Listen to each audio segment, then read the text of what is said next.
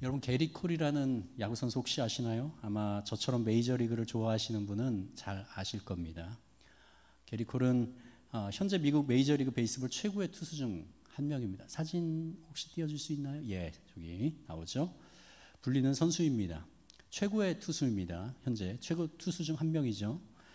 강정호가 피츠버그 파이러츠에서 1915년부터 16년 이 두 해 동안 잘 활약을 했었거든요. 그때 팀 동료였고, 그리고 1918년, 19년 두 해는 휴스턴 팀에서 활약하다가 메이저리그 월드 시리즈 우승도 했고요. 2020년부터 작년부터 2028년까지 뉴욕 양키즈랑 9년 장기 계약을 했습니다. 보통 이렇게 9년 이렇게 하는 경우는 그렇게 많지 않은데, 그 장기 계약 액수가 무려 3억 2,400만 달러입니다. 3억 2천만 원이 아니라 3억 2,400만 달러입니다. 이거를 한국 돈으로 환산하잖아요. 그러면은 대략 3,600억 정도가 나오고요. 한 해 평균 400억, 한 해의 연봉이 400억입니다. 별로 감이 없죠. 그렇죠? 우리는 1억도 별로 만져본 적도 없는데, 리오넬 메시라는 축구 선수 여러분 잘 아시죠? 아마 게리 콜보다 리오넬 메시는 더 잘할 겁니다. 바르셀로나의 공격수이고요. 세계 최고의 양대 축구 선수 스트라이커 하면은 메시랑 호나우두 두 명을 하죠. 근데 연봉은 메시가 훨씬 더 많이 받습니다. 한 해 936억 원입니다. 936억 원에다가 이거는 연봉만 말하는 거고요. 스폰서 광고 수익이라든지 이런 거는 빠진 겁니다. 그것까지 하면 아마 한 해 1,400억 정도를 번다고 합니다. 예, 얼마인지 잘 모르겠죠? 그래서 제가 하나를 더 드리겠습니다. 리오넬 메시의 주급은요 18억 원입니다. 18억 원. 18만 원이 아니라 18억 원. 예. 자신의 능력으로 평가받는 그 자본주의에서 어떤 스포츠 스타가 최고의 기량을 발휘하고 또 그의 퍼포먼스를 보기 위해서 관중들이 비싼 돈 주고 경기장에 오고, 그렇기 때문에 이런 선수들이 최고의 연봉을 받는 것을 당연히 여기죠. 그럴만해 라고요. 스포츠뿐만 아니라 영화라든가 미술, 음악, 영화, 문학, 과학, 사업, 투자 등 각 분야에서 최고의 능력을 펼치는 자에게 이 세상은 큰 찬사를 보내고 많은 부와 명예를 안겨줍니다. 오늘 읽은 다니엘 4장에서도요, 사람들에게 큰 찬사를 받을 만한 능력을 갖고 있는 왕이 나옵니다. 그는 지난 한 달 전에, 기억 다 못하시겠죠? 예, 한 달 전에 제가 부흥하게 하소서라는 그런 제목으로 하박국을 가지고 설교를 했었는데, 혹시 기억나시나요? 예, 안 나셔도 괜찮습니다. 저도 항상 까먹으니까. 거기에 보면은 하나님께서 하박국 선지자에게 남유다가 망할 것이다, 그렇게 하면서 갈대아 사람이 쳐들어와서 너희들은 망할 것이다 라고 예언을 하죠. 거기에 대해서 하박국이 아니 그 많은 민족들 중에서 왜 하필이면 저 악한 갈대아 민족입니까? 라고 했는데, 그 갈대아 민족이 바로 이 바벨론입니다. 그리고 그 왕이 바로 이 느부갓네살 왕입니다. 이 느부갓네살 왕에 의해서 남유다는 멸망하게 되죠. 그 후에 이스라엘 백성을 많이 포로로 끌고 갑니다. 바벨론으로. 그중 패망한 유다의 왕족과 귀족이었던 다니엘과 세 친구, 그 세 친구도요 포로로 끌려갔습니다. 그리고 이 왕족과 귀족이었던 이 다니엘과 세 친구는 그 왕궁에서 그러니까 학식도 있고 그러한 관료로 세움을 받게 되죠. 오늘 다니엘 4장을 다 읽지는 않았지만 다니엘서 전체 중에서 이 4장이 특히 이상한 게, 재밌는 게 느부갓네살 왕 1인칭 시점으로 기술이 되어 있습니다. 다른 것들은 다 객관적으로 제3자 입장에서 다니엘이 이렇게 했고 느부갓네살 왕이 이렇게 했다고 이렇게 말하는데, 다니엘서 4장은요 나 느부갓네살 왕은 이렇게 시작합니다. 그리고 맨 마지막도 이 다니엘서 4장이 느부갓네살 왕이 사람들에게 이런 일이 나에게 있었다 라고 말하는 1인칭 시점으로 기술됩니다. 그리고 그가 하나님을 찬양하고 경배하는 내용으로 시작과 끝이 이루어져 있습니다. 마치 시편 같아요. 온갖 우상신을 섬겼던 바벨론의 왕이었고 교만했던 그가 어떻게 하나님을 경배하는 자로 바뀌었는지 느부갓네살 왕이 그 이야기를 풀어나가는 방식으로 다니엘서 4장은 기록되어 있습니다. 느부갓네살 왕이 정말 기이한 꿈을 꿉니다. 그런데 그 꿈이 너무너무 생생하고 두려워서 그 꿈을 꾼 이후에 느부갓네살 왕이 잠을 못 이룹니다. 그리고 번민하게 되죠. 그는 바벨론의 모든 지혜자를 다 불렀습니다. 박수, 무당, 점치는 자 모두 다 불러서 자기가 이런 꿈을 꾸었는데 그게 무슨 꿈인지 나에게 말해다오 라고 했는데 아무도 그 꿈을 해몽해 주지 못합니다. 결국 다니엘이 부름을 받아서 왕의 앞에 섰습니다. 이 다니엘이 다니엘서 2장에 보면은 그 바로 앞에 느부갓네살 왕이 큰 신상의 꿈을 꾸거든요. 그것도 다니엘이 해석을 해줬습니다. 그래서 결국은 다니엘이 왕의 앞에 서게 되죠. 그리고 꿈의 내용을 왕에게 듣습니다. 느부갓네살 왕이 꾼 꿈은 다음과 같습니다. 이 세상을 덮고 하늘까지 닿는 그 거대한 나무, 엄청나게 큰, 이 세상에 존재하지 않는 엄청나게 큰 나무가 땅의 한가운데 있었습니다. 그 나무는 잎이 무성하여서 아름다웠고 각종 열매는 온 세상 사람들이 먹고 남을 만큼 풍성했습니다. 그 위대한 나무 아래서 들짐승 등이 쉬었고 그 나무의 가지에는 하늘의 새들이 깃들며 그 나무의 열매는 온 세상이 먹고도 남을 만큼 풍성했습니다. 이 나무는 모든 살아있는 것들의 근원이 되는 나무였습니다. 그런데 어느 날 하늘에서 거룩한 감시자가 내려와서 큰 소리로 외치면서 명령합니다.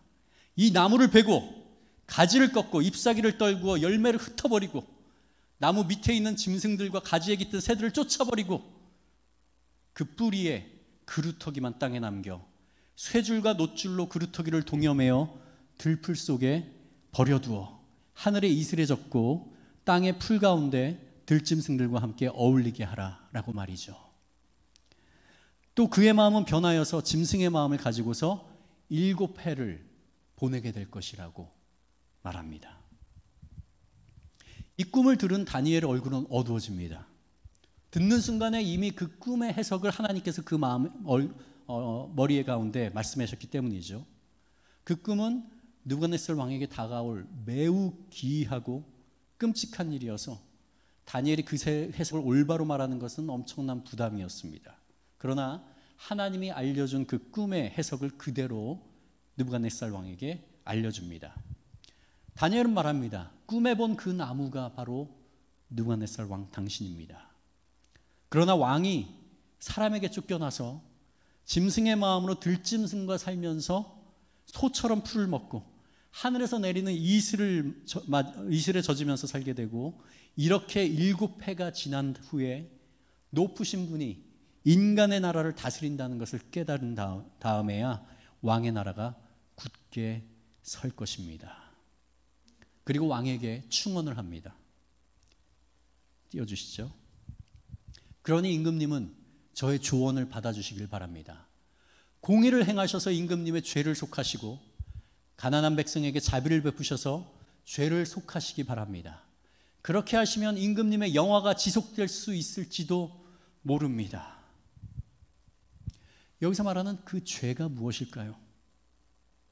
자신의 능력과 힘으로 큰 제국을 이루었다고 스스로 믿는 죄, 다른 모든 죄보다 근본적인 죄, 바로 하나님이 이 세상을 다스리는 분임을 인정하지 않는 교만함입니다. 그리고 하나님께서는 그의 교만함을 악하게 보시고 그에게 징계하시겠다라고 꿈으로 미리 보여주신 것이 오늘 이 꿈 그리고 그 해석의 내용입니다. 그런데 여러분, 느부갓네살 왕이 스스로를 높인 것이 어떻게 보면 이해가 됩니다. 왜냐하면 그 당시 바벨론은요, 북이스라엘을 멸망시킨 포악한 아수르 제국을 BC 605년에 무너뜨렸어요. 오랫동안 근동을 제패했던 것이 아수르 제국이었거든요. 그 아수르 제국을 BC 605년에 무너뜨리고 근동 전역을 제패한 나라였습니다. 제패한 것뿐만 아니라 그 당시에 가장 앞서가는 문명과 진보를 이룬 나라였습니다. 바벨론 공중전원 한번 보여주시죠. 그 나라는 유프라데스 강 위에 건설되어 있었고요. 그 성 안에는 20년 동안 먹을 양식을 저장할 수 있는 창고가 있었다고 합니다. 고고학적 발굴에 의하면 바벨론 성은 성벽이 이중으로 되어 있었습니다. 바깥벽인 외벽의 길이가 27km가 넘습니다. 엄청난 크기예요. 알기 쉽게 설명하면 성이 정사각형이라고 하잖아요. 그러면 한 변의 길이가 6.75km입니다. 어마어마한 성이었죠. 그 성벽의 높이는요, 가장 높은 곳이 91m, 그 두께는 24m에 달해서 그 성벽 위로 마차 6대가 동시에 지나갈 수 있을 정도였습니다. 뿐만 아니라 지하에도 10m 깊이로 땅을 파서 성벽을 묻었기 때문에 어느 누구도 성 위로든지 아니면 성 아래로든지 침입할 수 없을 만큼 견고한 성이 바벨론 성이었습니다. 얼마나 높고 큽니까? 그 당시 최고 위대한 도성이었습니다. 이런 근동의 패자 느부갓네살 왕은 세상의 모든 일을 자기 생각대로, 자기 뜻대로, 자기 마음대로 다 할 수 있으리라 생각했습니다. 그렇게 생각할 만도 하지요. 그러나 그가 근동을 제패하는 왕이 된 것, 또 찬란한 문명을 이룬 것, 그 모두가 그의 능력이 아니었습니다. 자기는 그렇게 생각했거든요. 그는 자기의 삶 자체도, 자기의 운명 자체도 마음대로 못하는 한낱 인간이었습니다. 느부갓네살 왕이 아무리 날고 뛰어도 하나님의 주권 아래에 있는 사람이었습니다. 느부갓네살은 자신이 이 모든 것을 이뤘다고 믿고 있었지만 권력과 부귀를 잠깐 그에게 맡겨주신 분이 누구예요? 바로 하나님이셨어요. 그는 그걸 몰랐다는 얘기입니다. 이런 교만하고 무지한 느부갓네살을 긍휼히 여기시고 회개할 시간을 12달 주고 기다리셨습니다. 그런데 느부갓네살 왕은 회개하지 않았어요. 다니엘이 느부갓네살에게 뭐라고 했습니까? 맨 마지막에 충언을 하면서 공의를 행하고 가난한 사람에게 긍휼을 여김으로 당신의 죄를 속하기를 바랍니다 라고 말했죠. 처음에는 그 꿈으로 인해서 마음이 두려웠을 겁니다. 한 달, 두 달, 세 달이 지나면서 아무 일이 안 생기자 그는 다시 교만해지기 시작했습니다. 그러다 보니까 그 꿈에 대한 충격과 두려운 마음이 그의 마음속에서 점점 사라지기 시작했죠. 하나님은 12달 동안, 1년 동안 그가 돌이키도록 시간을 주셨습니다. 그러나 그는 돌이키지 않았죠. 그 교만함의 정수가 30절에 나옵니다. 한번 보십시오. 내가 세운 이 도성, 이 거대한 바빌론을 보아라. 나의 권세와 능력과 나의 영화와 위엄이 그대로 나타나 있지 아니야. 이 짧은 한 절에 자기를 높이는 말이 얼마나 많이 들어가 있습니까? 내가 했고, 내가 이뤘고, 이 큰 바벨론 성을 내 힘으로 건설했고, 내 영광을 이곳에 나타냈고, 근동을 통일한 내 바벨론 제국이 얼마나 위대하냐. 잠언 16장 5절에 보면 이런 말씀이 있습니다. 무릇 마음이 교만한 자를 여호와께서 미워하시나니 피차 손을 잡을지라도 벌을 면하지 못하리라. 이 근본적 죄인 교만함, 하나님은 교만한 자를 미워하십니다. 여러분, 이 교만이 느부갓네살 왕만의 것입니까? 아닙니다. 우리 모두 이 교만함을 가지고 있습니다. 왜? 교만이란 우리 삶에서 이루어지는 모든 것이 100%, 99%가 아니에요. 100% 하나님의 은혜임을 인정하지 않는 것, 그것이 교만입니다. 처음에는 그렇게 생각할 수 있어요. 내가 하나님의 은혜를 덧입고, 하나님, 주님이 저의 모두입니다. 주님께서 모든 걸 이루어주셨습니다. 이렇게 고백할 수 있거든요. 조금씩 신앙의 연륜이 횟수가 많아지면서, 또 모태신앙은 특히 더 그러죠. 어떻게 해요? 그래도 내가 노력했으니까, 내가 수고했으니까, 내가 잘 이렇게 선택했으니까 나도 칭찬받을 만해. 나도 이렇게 이루어진데 조금의 지분이 있어 로 변질되기 시작합니다. 우리의 가정, 우리의 학업, 우리의 경력, 직업, 직장, 기업, 심지어 교회도요. 나의 나 된 것은 100% 하나님의 은혜라고 진실된 마음으로 고백하는 순간 하나님 앞에서 지속적으로 온전히 서 있는 순간이고요. 하나님의 공급함이 더욱더 풍성해지는 때입니다. 은혜라는 것은 거저 주어진 것입니다. 바로 나의 공로로 이루어진 것이 아니에요. 그래서 우리는 우리의 주님을 향한 수고조차도요, 다 하나님의 은혜로 된 것이라고 고백할 수밖에 없습니다. 우리가 그것을 할 수 있도록 우리에게 건강 주시고 시간 주시고 심지어 믿음 주신 게 누구예요? 성령님이시잖아요. 우리 스스로 택한 것 같죠? 아니에요. 우리 삶 가운데 성령님이 개입하셔서 우리를 지금 이 자리에 있기까지 부단히도 노력하시고 참아주시고 하셔서 우리가 지금 이 자리에 나와 있는 거거든요. 우리의 삶은 항상 하나님이 모두 하셨다는 겸손이 가득해야 됩니다. 결국 회개하지 않고 바벨론 성을 바라보면서 자기 스스로를 높이던 느부갓네살 왕은 하늘로부터 느부갓네살 왕아, 너의 왕권이 너에게서 떠났다라는 음성을 들음과 동시에 추정컨대 자신을 짐승으로 여기는, 짐승 중에서도 물소로 여기는 본트로피라는 정신병, 굉장히 희귀한 정신병이라고 합니다. 걸려서 왕위에서 쫓겨나서 7년 동안 들에서 이슬을 맞으며 소처럼 풀을 먹으면서 머리털이 독수리털과 같이 자라고 손톱은 새 발톱과 같이 되는 짐승과 같은 생활을 하게 됩니다. 그 바벨론 제국을 통치하던 자가 그 정신이 이상해지면서 자기가 스스로 소라고 여기게 되면서 짐승 짓을 했겠죠. 짐승과 같은 소리를 냈겠죠. 그 왕위에서 그대로 쫓겨나는 거예요. 그리고 들에서 들짐승과 같이 생활하는 거죠. 결국 7회가 지난 후에 우리 오늘 읽은 세 번역에서는요, 정신을 되찾았다 이렇게 말하거든요. 근데 우리 개역개정에서는요, 총명이 다시 그에게서 돌아왔다고 합니다. 오늘 제목도 바로 거기서 나온 겁니다. 이것은요, 이중적 두 가지 의미를 갖고 있어요. 두 가지 다 해당됩니다. 첫 번째, 제정신이 돌아왔다는 거예요. 정신병에 걸렸는데 그것이 나았다는 겁니다. 그래서 인간의 생각과 인간의 마음으로 돌아왔다는 얘기예요. 정신병이 나았다는 얘기죠. 그런데 두 번째, 더 본질적으로 자신의 권능으로 바벨론이라는 제국을 건설한 줄 알았어요. 이 느부갓네살은. 그런데 결국 그 7년이라는 미치광이가 된 그 상황을 겪고 나서 결국은 정신 차려 보니까 누가 다스리고 있어요? 하나님이 다스리고 있었어요. 하나님이 통치하시는 이 우주 가운데 자기는 잠시 하나님이 그 권력을 주셔서 바벨론이라는 왕국을 건설한 겁니다. 그것을 깨달은 거예요. 느부갓네살이 자기네의 교만을 뉘우치고 하나님의 절대 조건을 인식하게 되었다는 말입니다.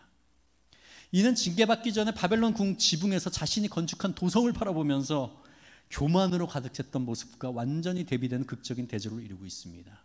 여러분, 교만은요, 영적 정신병이에요.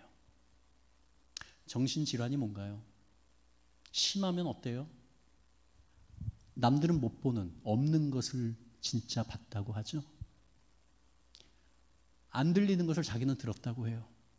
어떤 사람이 전혀 음해할 생각도 없는데 자기를 죽이려고 한다고 생각하는 것, 이런 것들이 정신병이잖아요.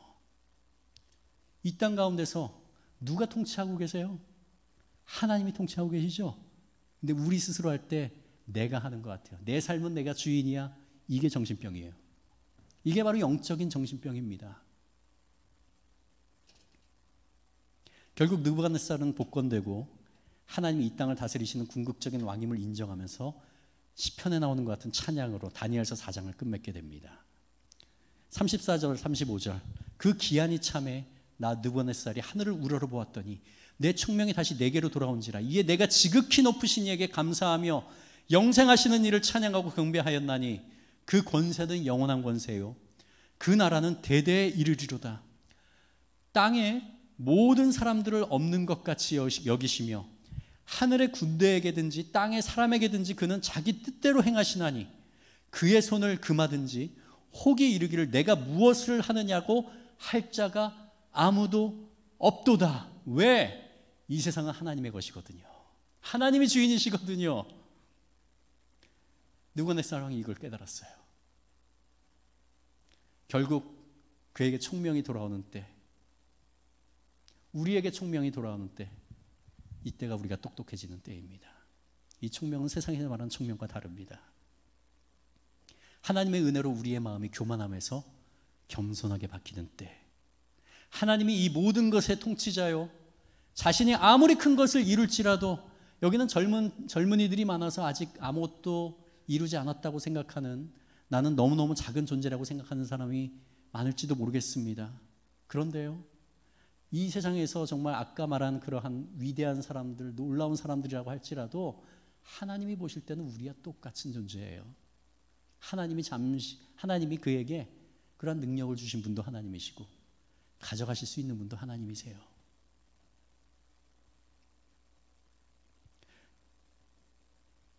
하나님의 은혜가 아닌 것이 하나도 없고 이 세상에 하나님께서 다 주시고 하나님께서 이끌어 가신다는 것을 깨닫는 것, 그리고 그것을 잊지 않고 계속 기억하는 것, 이런 사람이 총명한 자고 이런 사람이 똑똑한 사람입니다. 제가 설교 시작하면서 언급한 현재 메이저리그 최고의 투수 게리 콜, 최고의 대우를 받는 것이 당연하다고 여기는 세상 가운데서 우리는 살고 있습니다. 또한 세계 최고의 축구 공격수 라이오넬 메시가 주급 18억 원을 받는 것 당연하다고 여기는 세상에 우리는 살고 있습니다. 그런데 과연 순전히 그들 자신의 노력만으로 된 걸까요? 아니라는 것을 우리는 알 수 있습니다. 게리 콜은요, 100마일, 162km, 속구를 어렵지 않게 던져요. 그의 키는 195예요. 선발 투수에게 있어서 키와 손가락 길이는요, 속구를 던지는 굉장히 중요한 요소 중 하나입니다. 게다가 타고난 볼 컨트롤 능력도 있어야 돼요. 이거는 후천적으로 되는 문제만은 아니에요. 재능이에요, 재능. 유현진이 컨트롤이 좋은 것처럼 재능입니다. 그리고 그는 자본주의의 최고봉인 미국 출신입니다. 워낙 미국 메이저리그 시장이 크기 때문에 운동 재능이 있는 사람들을 잘 육성하는 시스템에 의해서 발굴됐고, 그리고 과학적인 트레이닝, 코치진의 지도, 또 어려서부터 후원하는 부모의 역할이 없었다면 그는 현재까지 오를 수 없었을 겁니다. 극단적으로 가정해서요, 만약 그가 기아에 허덕이는 내전에 휘말린 지역에서 태어났다면 현재의 명성과 부는 말할 것도 없고 그의 재능은 아예 발견되지 못했을 수도 있습니다. 그의 노력도 분명히 있었죠. 그러나 타고난 신체와 재능, 이거는 아무에게나 주어지는 게 아니거든요.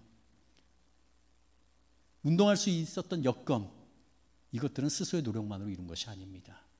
그리고 아무리 세계적으로 뛰어난 운동선수, 음악가, 연주가여도요, 미세한 손가락 신경 하나, 근육 신경 하나가 작동하지 않는다면 그 탁월한 능력을 한순간에 잃게 됩니다. 간혹가다 우리는 그러한 뉴스 기사를 보게 됩니다. 하나님이 느부갓네살의 정신을 가져가셨을 때 그의 찬란한 왕국이 한순간 그에서 떠나갔죠. 그것처럼요. 하나님 안에서의 총명한 자는요, 이 세상을 궁극적으로 다스리시는 분이 하나님임을 모든 영역에서 인정하는 자예요. 자신의 재능과 머리 좋은 것, 사람들이 부러워하는 직장, 외모, 몸매, 재산, 부모님 잘 만난 것, 그것도 하나님이 주신 것을 100% 인정하는 자예요. 자기의 능력으로 돌리면서 누리는 자가 아니라. 이런 사람은 겸손할 수밖에 없습니다. 그래서 자신이 자신의 능력으로 많은 돈을 벌고 권력을 누리는 것을 당연시하면서 스스로 높이는 자가 아닌 모든 것을 주신 하나님께 감사하며 자신이 누리는 것의 근원을 하나님부터 찾습니다. 다니엘이 느부갓네살 왕에게 권면한 것처럼 그러한 사람은 자신의 권력과 부귀도 하나님으로부터 비롯된 것을 알기에 기꺼이 자신의 것을 가난하고 소외된 자들과 감사함으로 나누는 자입니다. 지난 수요일 유퀴즈 온 더 블럭 여러분 보십니까? 저는 TV 프로는 거의 안 보는데 이 프로는 가끔 봅니다. 왜냐하면 사람 사는 이야기들이 나오거든요. 그리고 감동되는 그런 부분들이 꽤 많이 나옵니다. 그래서 저는 이걸 재방송이라도 챙겨보거든요. 지난 수요일에 한 기독교인이 나왔습니다. 그리고 그의 살아온 삶으로 인해서 많은 사람이 감동했습니다. 기독교인들뿐만 아니라 비기독교인들까지. 그 주인공은 전국에 820개의 가맹점을 보유하고 있는 이삭토스트의 김하경 대표이사였어요. 원래 학원 강사였습니다. 그런데 그의 남편이 아파서 일을 못하게 되자 적은 월급으로, 학원 강사 월급으로는 병원비를 대기가 힘들어서 토스트 장사를 시작했습니다. 그런데 어느 날 한 번도 보지 못한 젊은 여대생이 와서 토스트를 먹어보더니 이것도 맛있는데 이렇게 하면 더 좋을 것 같아요 라면서 구체적인 재료까지, 그게 바로 키위였습니다, 말하면서 소스를 더 추가하면 맛있을 거라고 조언을 던져주고 갔습니다. 그 이야기에 영감을 받고 소스를 개발해서 지금에 이르렀습니다. 그 인터뷰를 보면서 그의 겸손하고 이웃집 식당 사장 같은 모습, 그리고 큰 프랜차이즈 회사의 갑질이 항상 뉴스에 단골로 나오죠. 이 세상에서 가맹점주들을 먼저 섬기는 모습에 정말 큰 감동을 받았습니다. 우리 잠깐 한번 보도록 하겠습니다. 이 방송을 본 누리꾼 댓글들, 저는 사람들의 그런 댓글을 쓰진 않지만 사람들의 댓글을 많이 봅니다. 어떻게들 생각하는지. 한 누리꾼이 이런 댓글을 달았어요. 포스 회사 16년 다니면서 엄청나게 많은 가맹점 본사 및 가맹점들과 거래를 했었습니다. 이름만 말해도 바로 아는 브랜드들도 100개가 넘었고, 브랜드 초기 때부터 성공 가도를 달리던 수많은 프랜차이즈 본사들의 공통점이 있습니다. 처음 본사가 만들어졌을 땐 가맹점들 많이 모으려고 가맹점주들에게 상당히 유리하게 개업 및 유지를 하게 해줍니다.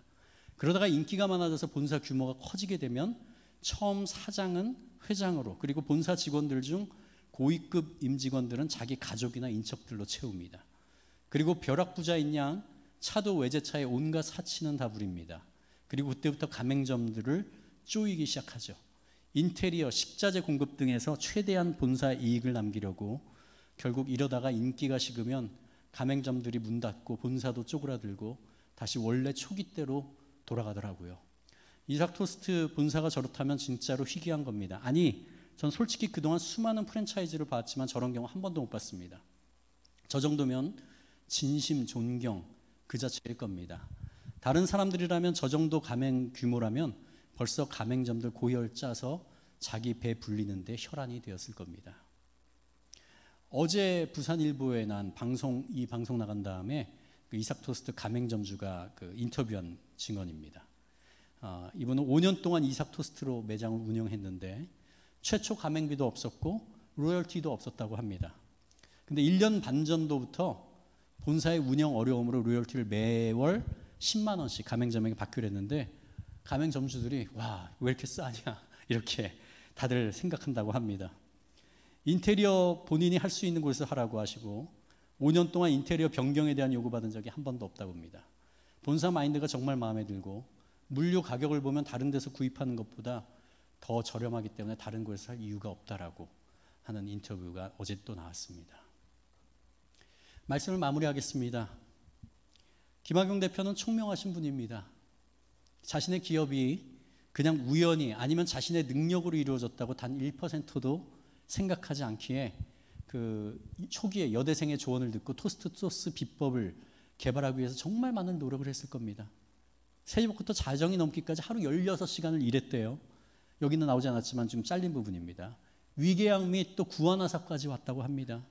근데 이삭 토스트 기업을 이루어주신 분이 바로 하나님이심을 진정으로 아는 분이기에 어려운 소상공인들을 만날 때마다 그 비법을 무료로 전수해 줬어요. 그들의 가맹비도 받지 않고, 그리고 그들이 일어설 수 있도록 돕는 그러한 겸손한 분이십니다. 하나님은 우리 믿는 자들이 바로 이런 태도로 살아가기를 원하시는 분입니다.